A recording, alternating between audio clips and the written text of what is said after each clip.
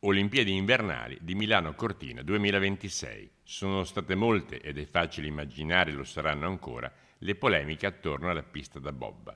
Ci si interroga sui costi in rapporto al numero di gare che effettivamente si disputeranno a Cortina d'Ampezzo e poi si parla di strade. Le risposte in merito possiamo educatamente definirle evasive. Stiamo ovviamente ancora ragionando in stretta collaborazione anche con il commissario straordinario per le opere olimpiche e quindi a breve presenteremo il piano completo delle opere che stiamo già mandando in gara e delle opere che saranno certamente realizzate per le Olimpiadi. Lei sa benissimo, ne siamo tutti testimoni di opere fatte per i mondiali di calcio, ma completate dopo i mondiali, anche molto dopo. In questo caso riusciremo a vederle per quando si accenderà la fiamma dei Cinque Cerchi?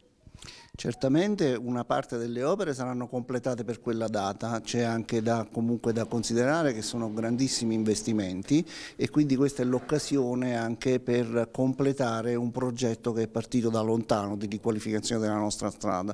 Quindi sono delle opere che noi definiamo di contesto, di cui certamente alcune saranno finite anche dopo le Olimpiadi del 2026, ma sono occasioni uniche da non perdere per rendere le nostre strade, le nostre valli, il nostro territorio sicuramente molto più fruibile all'utenza anche in futuro e anche dopo le Olimpiadi del 2026.